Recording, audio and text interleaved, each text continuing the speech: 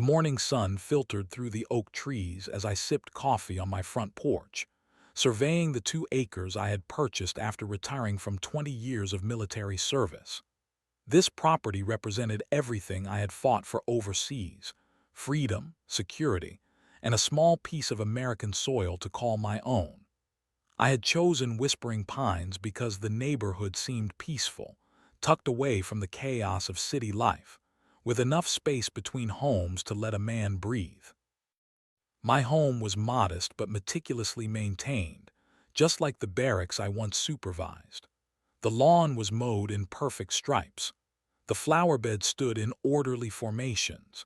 Even my workshop reflected military precision, tools hung in perfect alignment on pegboards, each with its designated space.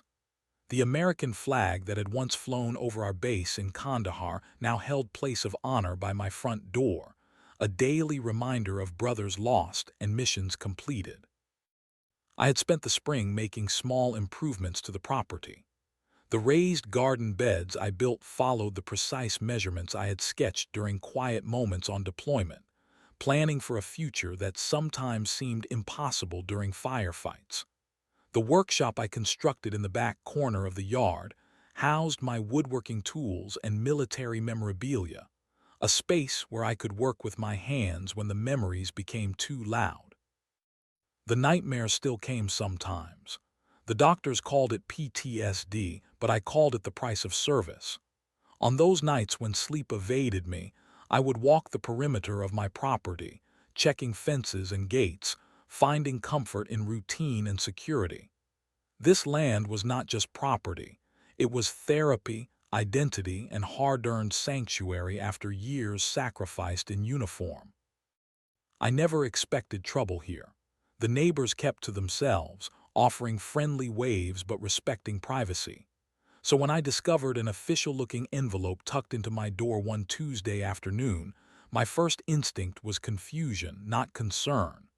The letter inside contained dense paragraphs about homeowner association violations and unauthorized property modifications. I read it twice, certain there had been some mistake. The documentation referenced HOA bylaws and regulations I had never seen. During my purchase 6 months prior, my realtor had mentioned nothing about an association governing the neighborhood. The closing paperwork had been substantial, hundreds of pages signed in rapid succession. Perhaps I had missed something important buried in the fine print.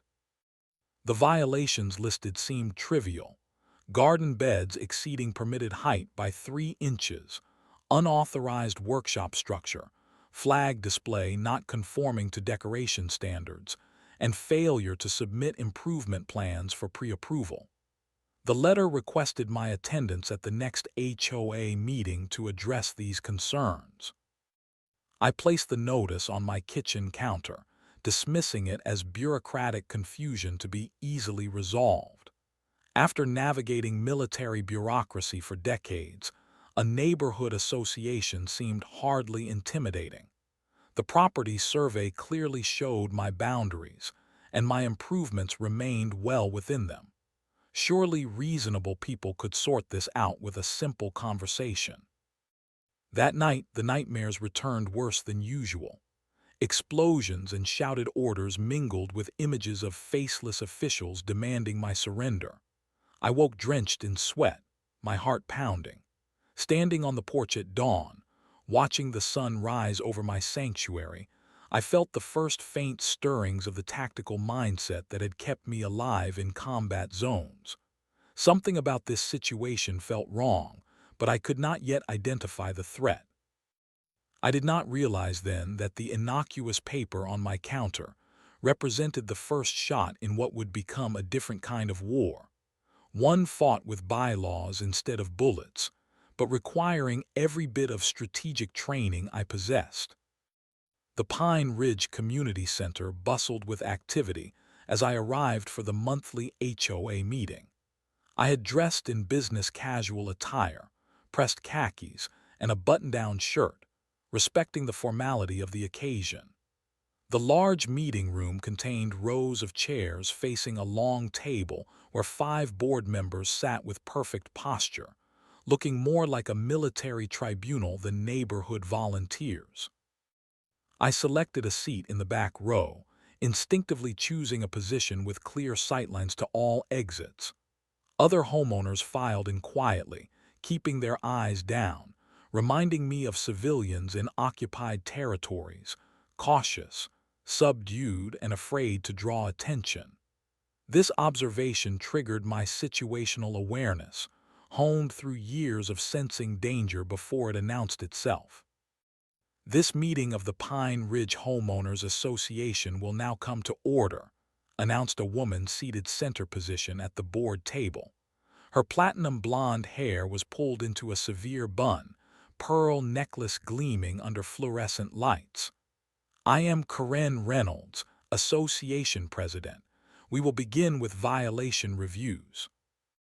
For 40 minutes, I watched as homeowners were called forward one by one to explain infractions ranging from unapproved mailbox designs to incorrect shades of exterior paint.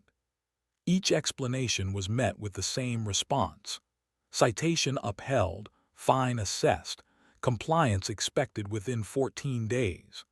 The process felt eerily similar to military disciplinary proceedings, except without the fairness or clear purpose. Michael Sullivan, 1475 Veterans Way, Reynolds finally called, peering over designer glasses perched on her narrow nose. Please approach the board. I walked forward, standing at parade rest without conscious thought. Good evening. I recently received notice of several violations, but there appears to be some confusion. I was not aware my property fell under HOA jurisdiction when I purchased it 6 months ago. Reynolds smiled thinly. Ignorance of the rules is not an acceptable defense, Mr. Sullivan. Your property deed clearly references covenant restrictions and association membership. She lifted a thick binder and let it thud heavily onto the table. Section 12, Paragraph 4 specifies that all structures must be approved before construction. Your workshop was built without submission of Form 27B. Section 8 limits garden heights to 12 inches. Yours measure 15. Section 3 restricts flag displays to association-approved designs and mounting fixtures. With respect, ma'am, I served 20 years in the military. Display of the American flag is protected by federal law, I stated calmly. Not when it conflicts with aesthetic standards established in our bylaws, Reynolds countered without hesitation. Furthermore, your fines have been accruing since the first notification was issued 3 weeks ago. 3 weeks ago. I only received notice yesterday, I replied, my voice remaining steady despite growing tension. A man seated to Reynolds' right cleared his throat. Notifications are sent by email to all residents. Paper notices are courtesy reminders only. I never received any emails, I explained, and I was never provided association contact information to register for communications. Reynolds sighed dramatically. Section 1, Paragraph 2, all homeowners must provide current contact information to the association secretary within 7 days of residence. Her voice carried the practiced patience of someone explaining simple concepts to a difficult child. Your military background does not exempt you from following the same rules as everyone else, Mr. Sullivan. I scanned the room, noting several homeowners shifting uncomfortably in their seats. One woman caught my eye briefly before looking away, her expression communicating silent support mixed with fear. I understand the importance of regulations, Ms. Reynolds. In the military, we follow rules designed for clear purposes: safety, security, and mission success. Could you explain the purpose behind some of these restrictions? I asked. The temperature in the room seemed to drop 10 degrees.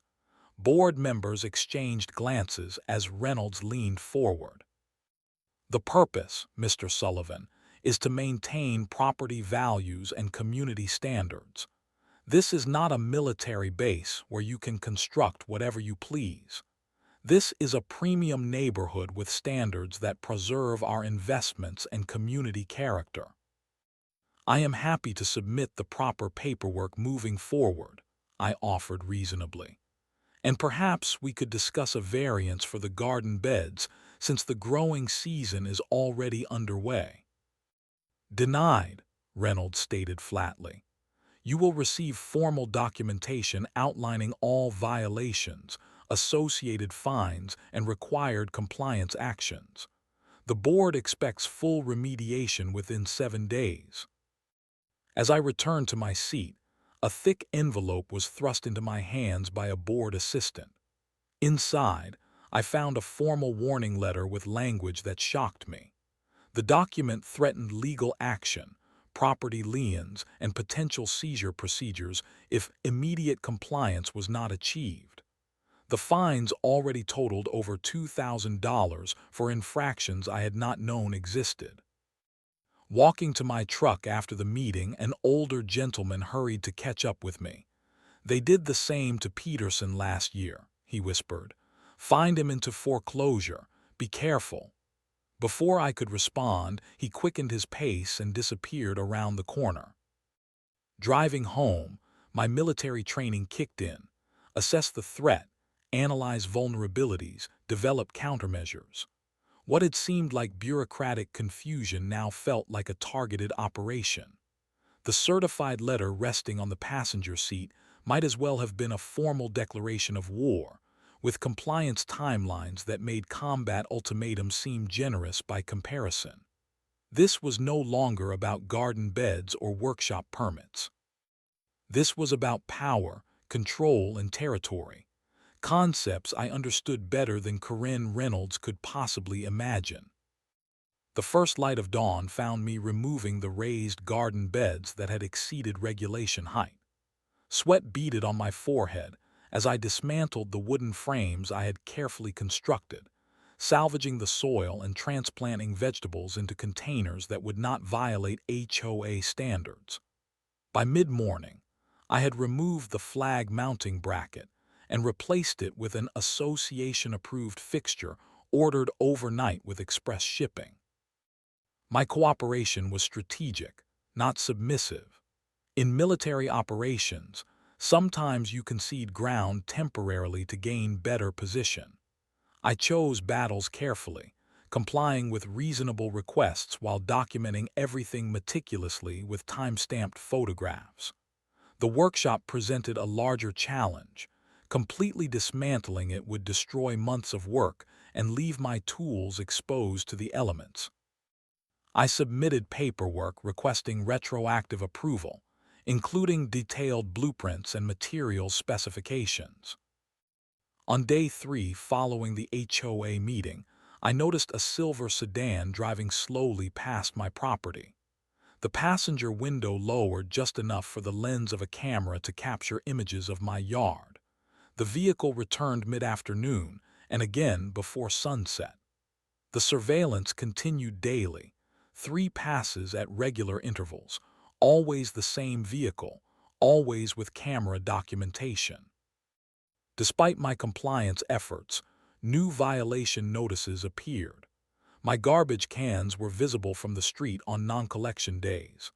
The grass along my fence line exceeded trimming standards by 1 inch. The garden containers, while meeting height restrictions, violated quantity limitations. Each new violation carried additional fines and shortened compliance timelines. I recognized the pattern from counterinsurgency operations. This was harassment designed to demoralize and exhaust resources. Each concession triggered escalation rather than resolution. The enemy was probing for weaknesses, testing resolve, and gathering intelligence for the next assault. On the recommendation of a realtor friend, I visited the county records office to research my property deed and HOA jurisdiction. The clerk, a weathered man with reading glasses perched on his nose, looked up from the documents with confusion. There are some inconsistencies here, he noted, pointing to boundary maps. According to original subdivision filings, only the first phase of development falls under covenant restrictions. Your property appears to be in Phase 2, which never completed the formal incorporation process. Let me check the most recent amendments. He returned an hour later shaking his head. It gets complicated. There was a petition filed 10 years ago attempting to expand jurisdiction, but the paperwork shows inadequate homeowner consent percentages. Technically speaking, your property exists in a gray area. What does that mean practically? I asked. The clerk shrugged.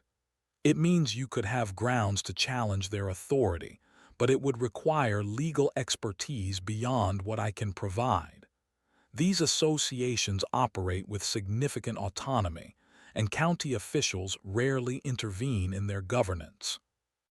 That evening, as I was reviewing the county documents on my porch, a woman approached carrying a plate of cookies. I recognized her from the HOA meeting, mid-60s, silver hair, kind eyes that had shown silent support. Barbara Mitchell, she introduced herself.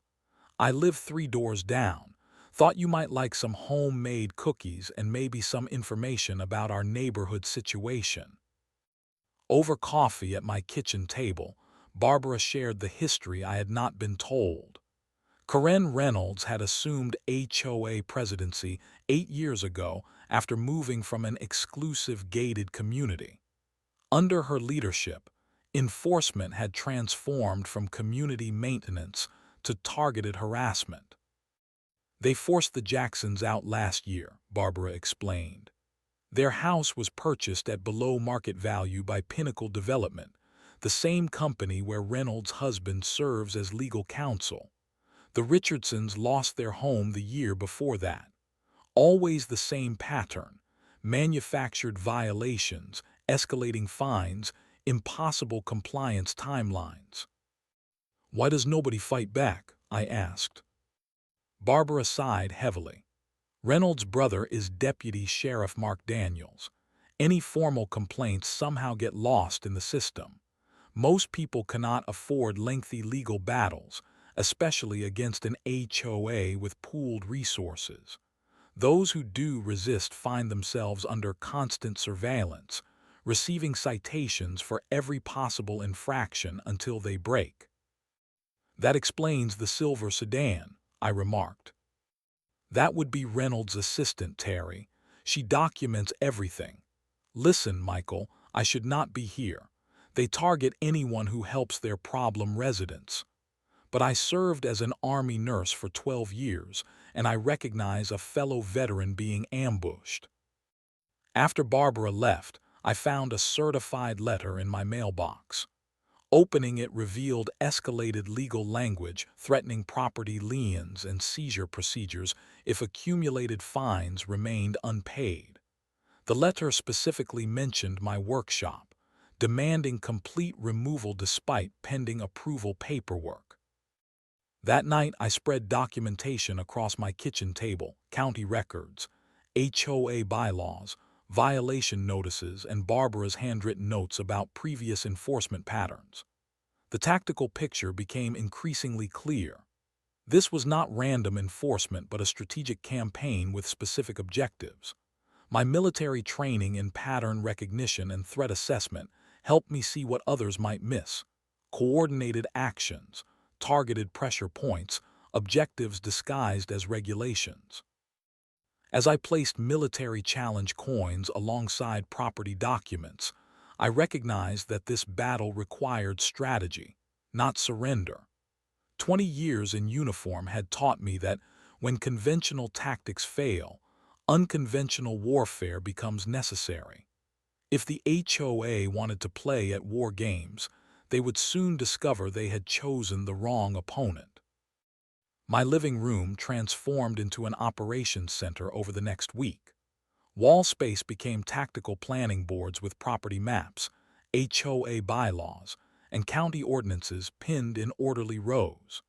Yellow highlighter marked contradictions between county regulations and association claims of authority. Red tabs flagged potential legal vulnerabilities in HOA enforcement procedures. My military training and intelligence assessment proved surprisingly applicable to civilian property disputes. After extensive research, I scheduled a consultation with Alan Parker, a local attorney recommended by a veteran support group. His office occupied a modest suite downtown, walls adorned with law degrees and fishing trophies. Parker, a man with gray temples and shrewd eyes, reviewed my documentation with methodical precision. "Your situation presents multiple concerns," Parker explained, removing reading glasses. "First, there are legitimate questions about whether your property falls within HOA jurisdiction, given the incomplete incorporation of Phase 2 developments. Second, their notification procedures appear inconsistent with their own bylaws, requiring verified delivery of violation notices. Third, the escalation timeline violates state provisions requiring reasonable opportunity to address alleged infractions." "So I have a case?" I asked, hope rising. Parker leaned back, expression sobering. "You have potential legal arguments, yes, but pursuing them comes with significant costs and risks. HOA litigation typically runs $15,000 to $20,000 minimum. The association has a dedicated legal fund collected from all homeowners. Essentially, your neighbors are unknowingly financing actions against you." "That hardly seems fair," I noted. "Fair rarely enters into these situations," Parker replied. "Additionally, during proceedings, the HOA can continue enforcement actions and fine accumulation. Many homeowners are financially drained before reaching resolution." I absorbed this information with the stoic calculation developed through military crisis management. "What would you recommend as first steps?" "Document everything. Photograph your property daily. Record all interactions. Research board members thoroughly. Look for patterns of selective enforcement or conflicts of interest. These associations often operate with impunity until someone exposes procedural violations or ethical misconduct." Following Parker's advice, I invested in security cameras with cloud storage capabilities. The footage quickly revealed the silver sedan making regular surveillance passes, sometimes stopping to photograph specific areas of my property. More disturbing was a pattern emerging. Properties under aggressive enforcement shared common characteristics: corner lots, larger than average acreage, or strategic locations that would enhance development potential if combined. Digital research yielded critical intelligence. Property records showed 3 HOA board members, including Karen Reynolds, had connections to Pinnacle Development, the same company that had purchased foreclosed properties following aggressive HOA enforcement. Reynolds' husband served as legal counsel, another board member was a silent partner, and a third had previously worked as their marketing director. Further investigation revealed selective enforcement patterns. My cameras documented 6 homes with violations identical to mine: improper flag displays, garden structures, and workshop buildings. Yet none had received citations. The distinguishing factor appeared to be property location and development potential. I compiled photographic evidence of these inconsistencies, creating detailed documentation of selective enforcement.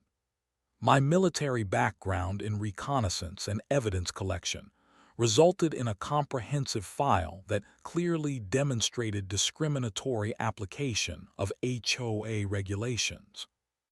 The HOA response escalated precisely when my investigation began yielding results.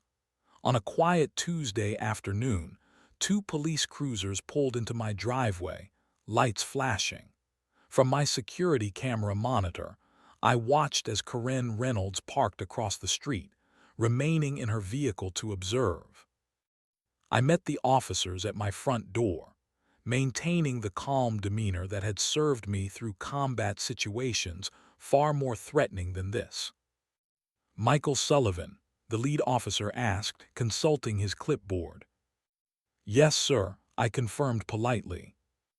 "We have received formal complaints about dangerous property modifications and zoning violations," he explained, not quite meeting my eyes. "We need to perform a safety inspection and issue citations for non-compliant structures." "May I see the specific complaint and your warrant for property inspection?" I asked. The officers exchanged uncomfortable glances. "We have a civil complaint filed by the Homeowners Association," the second officer stated. "They have authorization to request safety inspections under County Ordinance 47B. With respect, officers, I am familiar with Ordinance 47B, which applies to commercial properties and rental units, not owner-occupied single-family residences," I responded calmly. "Without a judicial warrant or immediate safety emergency, property inspection requires owner consent, which I respectfully decline to provide today." My confident citation of relevant law created visible discomfort. These officers had likely been told this would be a routine intimidation tactic against an uninformed homeowner. "Sir, we have orders to issue these citations regardless," the lead officer stated, handing me a stack of papers. "Failure to comply with remediation orders could result in further legal action or arrest for civil disobedience." "I understand you are doing your job, officer," I replied respectfully. "I will review these documents with my attorney and respond appropriately through legal channels." As the police departed, I noticed Reynolds still watching from her vehicle, her expression darkening when she realized her intimidation strategy had failed to provoke the emotional response she had likely anticipated. Years of maintaining composure under enemy fire had prepared me well for maintaining discipline when facing civilian authority figures. That evening, I methodically sorted through the citations, attaching each to my growing evidence file. The refrigerator door now held these papers secured by military challenge coins, physical reminders of the oath I once took to defend constitutional rights. The citations threatened arrest if my workshop was not demolished within 48 hours, despite the retroactive approval application still pending review. The battle lines were now clearly drawn. The involvement of local law enforcement signaled escalation beyond administrative harassment into potential criminal penalties. My military experience had taught me the critical importance of timing in strategic operations, when to advance, when to hold position, and when tactical retreat enables future victory. The next phase would require careful planning and precise execution. The weekend arrived with clear skies and firm resolve. Neighbors slowed their cars to watch as I dismantled my workshop structure, methodically removing each board and carefully preserving materials for future use. To the casual observer, I appeared defeated, complying with HOA demands and police citations without resistance. Tools and materials disappeared from view, stored temporarily in my garage. The property transformed to reflect bland conformity with association standards. This apparent surrender was tactical, not actual. Military strategy often employs false retreats to disarm opponents and create opportunities for reconnaissance. While appearing to capitulate, I intensified my intelligence gathering and coalition building. Barbara Mitchell became my first alliance, introducing me to other homeowners who had experienced similar treatment. We met in rotating locations, coffee shops 2 towns over, public parks outside HOA jurisdiction, and occasionally in my garage with the door closed and vehicles parked elsewhere to avoid detection. James Cooper, a retired accountant living on Pine Circle, brought financial records showing suspicious patterns in HOA budget allocations. Legal enforcement funds increased 400% under Reynolds' leadership, while property maintenance budgets decreased proportionally, he explained, spreading spreadsheets across my kitchen table. Assessment fees have doubled, but services have declined. The money trail leads to the Henderson Law Group, which happens to be where Reynolds' husband is senior partner. Elaine Washington, whose contemporary home design had triggered years of harassment, contributed documentation of selective enforcement. They cited me for architectural noncompliance 27 times in 2 years, she explained. Meanwhile, board member Thompson constructed an identical roofline without a single violation notice. Raymond Diaz, a technology consultant living at the neighborhood entrance, provided digital expertise. Their electronic voting system for board elections lacks basic security protocols, he demonstrated on his laptop. Administrative access would allow modification of results without any audit trail. This explains how Reynolds maintains control despite widespread dissatisfaction. Each homeowner contributed pieces to a complex puzzle of HOA governance abuse. My military training in information analysis helped organize these fragments into actionable intelligence.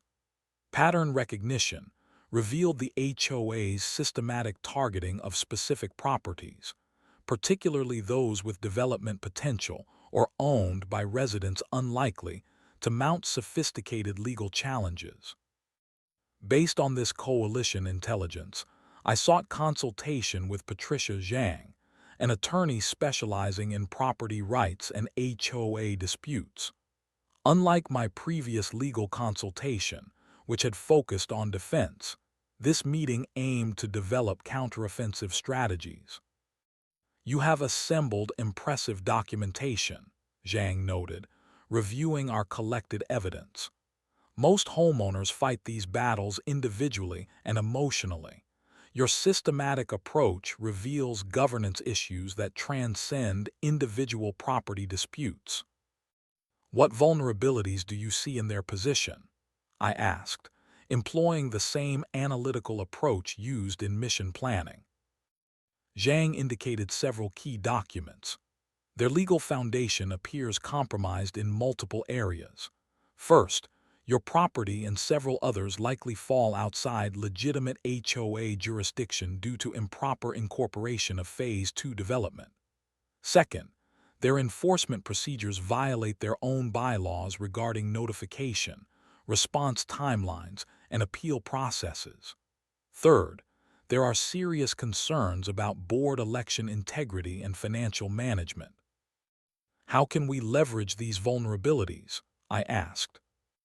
"A standard lawsuit would be costly and time-consuming," Zhang explained. "However, a petition for emergency injunctive relief based on procedural violations could halt all enforcement actions pending full investigation.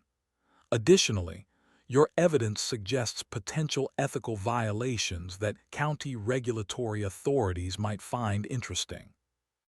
Following Zhang's guidance, I equipped coalition members with small audio recorders for HOA meetings. We documented procedural violations, contradictory rulings, and verbal admissions by board members regarding selective enforcement practices.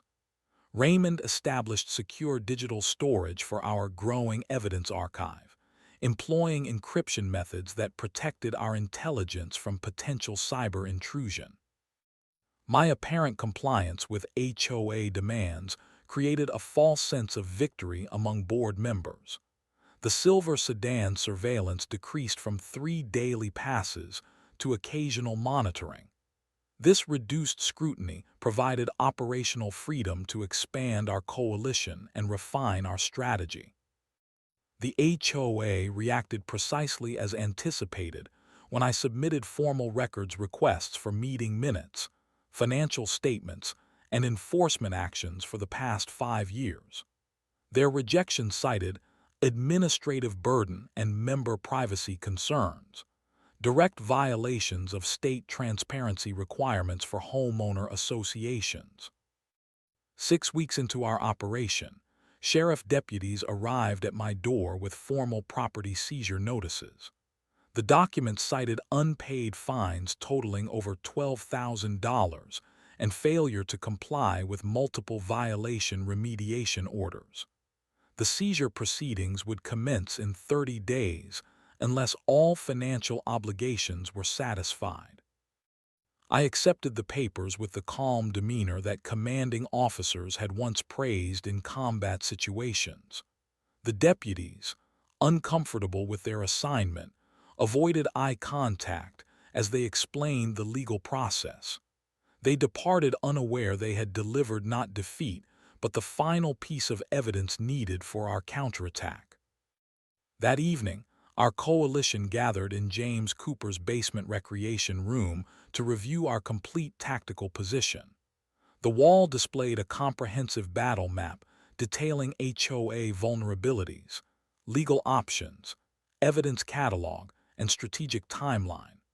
The property seizure notice provided the legal standing we needed to file for emergency injunctive relief before our case could be dismissed as speculative or premature. "They believe you are beaten," Barbara observed as the meeting concluded. "That is your greatest advantage." "In military operations," I explained to the group, "the moment your opponent believes victory is assured is precisely when they become most vulnerable. Their overconfidence creates operational blind spots we can exploit. The counteroffensive begins tomorrow." The counteroffensive launched with precision timing on Monday morning. Attorney Zhang filed emergency injunction requests simultaneously with 3 different authorities: County Civil Court, the State Housing Commission, and the District Attorney's Consumer Protection Division. Each filing contained meticulously organized evidence of procedural violations, selective enforcement, financial irregularities, and potential conflicts of interest within the HOA leadership. The legal actions represented only one front in our coordinated campaign. Raymond activated the digital strategy we had developed, publishing a carefully documented website chronicling HOA abuses with photographic evidence and sworn affidavits from affected homeowners. James released financial analysis demonstrating questionable allocation of homeowner funds to legal actions benefiting board members outside business interests. Local media contacts cultivated through veterans organizations received press packages highlighting the harassment of military veterans and elderly residents. The narrative focused not on my individual situation, but on systematic abuse of governance authority affecting vulnerable community members. By mid-afternoon, 2 local television stations had dispatched news vans to the neighborhood. The cameras captured compelling visuals: my American flag that had flown in combat zones now standing beside property seizure notices. Elderly homeowners described financial hardship resulting from arbitrary fines. Barbara, wearing her Nurse Corps pin, provided emotional testimony about veterans being harassed after serving their country. Social media amplified our message beyond local boundaries, connecting our situation to nationwide conversations about HOA overreach and property rights. Raymond monitored these channels, providing hourly updates on engagement metrics and message penetration. The hashtag Veteran Home Defense began trending regionally by evening. The monthly HOA meeting scheduled for Tuesday evening became our primary battlefield. Normally attended by fewer than 20 residents, the community center parking lot overflowed with vehicles an hour before start time. Local news crews set up equipment outside the entrance. Inside, every chair was filled, with additional residents standing along walls. Board members exchanged nervous glances as they observed the unprecedented attendance. Karen Reynolds attempted to maintain procedural control, beginning with agenda approval and officer reports. The practiced precision of her parliamentary procedure faltered when Attorney Zhang raised a formal point of order regarding notification requirements. "Madam President," Zhang stated, rising from her seat, "before proceedings continue, I must note that this meeting was not properly noticed per Bylaws Article 4, Section 7, requiring 10 business days electronic notification to all association members. As counsel representing multiple homeowners, I request verification of notification compliance." Reynolds' face tightened. "Our notification procedures follow established practice. If you have concerns, you may submit them in writing for board review at a later date." "With respect," Zhang countered, "improper notification renders any actions taken today legally void. This is not a matter for future review but present compliance with governing documents." This exchange established the pattern for what followed. Each board procedural action met with precise legal challenge based on their own bylaws. The strategy prevented substantive business while exposing governance irregularities to all assembled residents and media observers. The meeting dynamic shifted dramatically during open comments period. Homeowners who had remained silent for years rose one by one, each presenting specific evidence of selective enforcement, procedural violations, or retaliatory actions. Each speaker referenced detailed documentation submitted to regulatory authorities.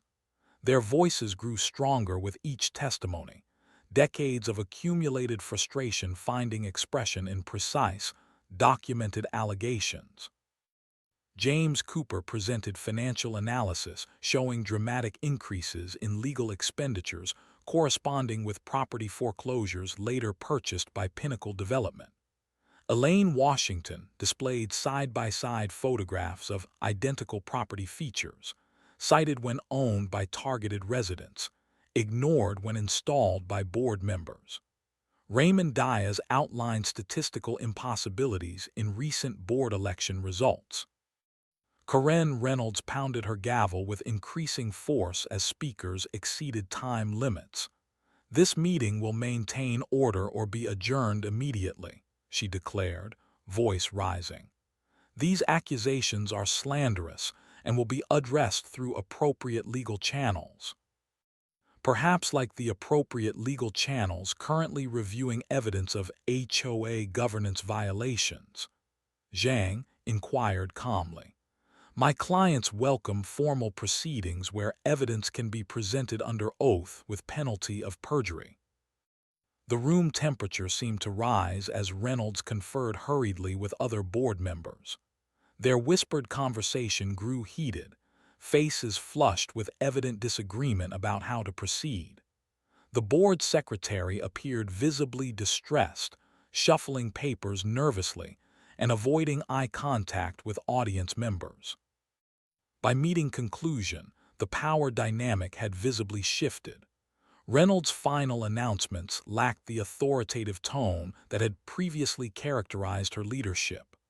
Board members departed quickly through a side exit, avoiding interaction with homeowners and media representatives gathered outside. The following morning, county officials who had previously ignored HOA concerns began returning coalition members' calls.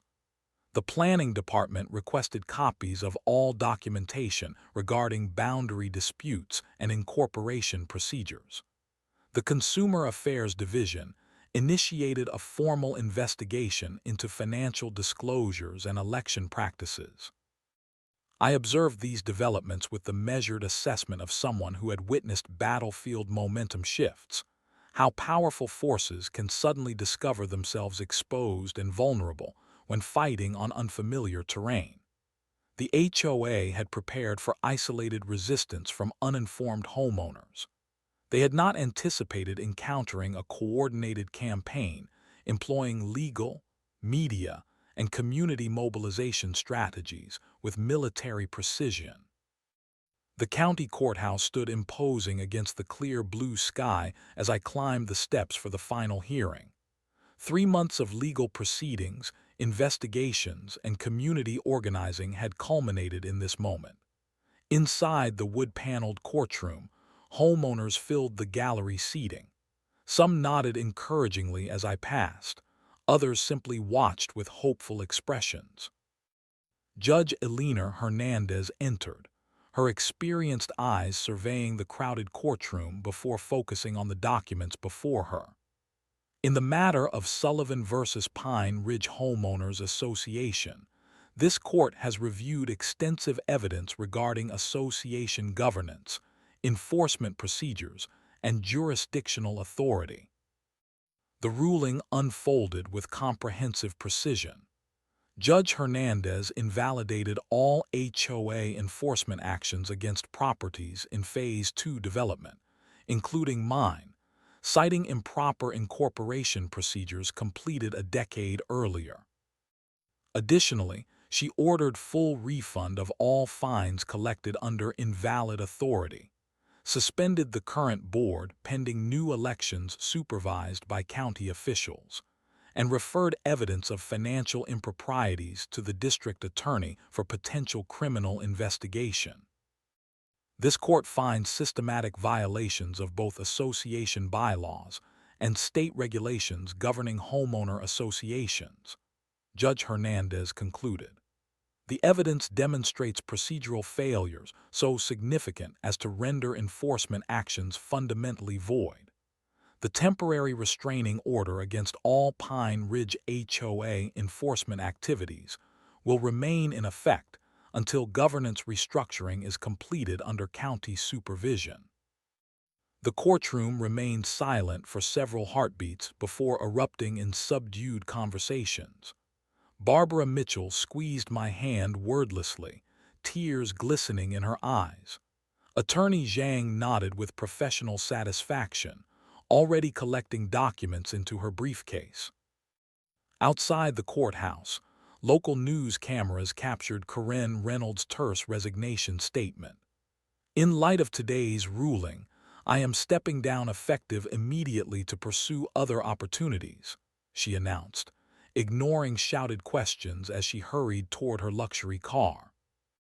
The community transformation began immediately. Within days, a volunteer committee formed to draft revised HOA guidelines emphasizing transparency, reasonable standards, and homeowner participation.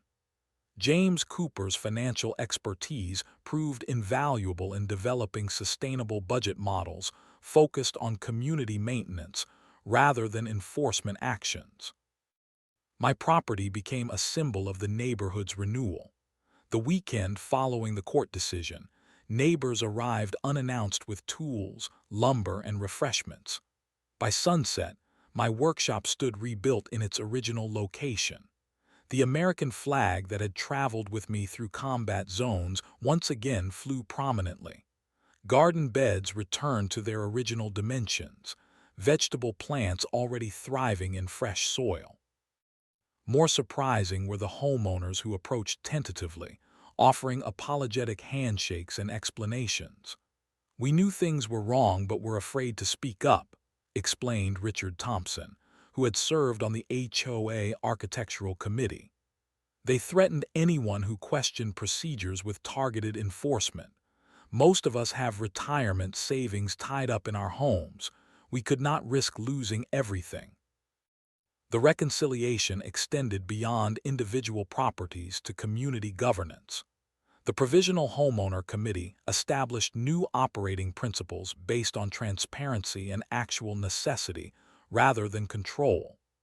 Monthly meetings transformed from enforcement tribunals to collaborative planning sessions focusing on genuine community needs, road repairs, drainage improvements, and common area maintenance. 6 months after the court ruling, residents gathered on my property for a neighborhood barbecue. Children played on freshly mowed grass while adults shared stories and planned cooperative projects.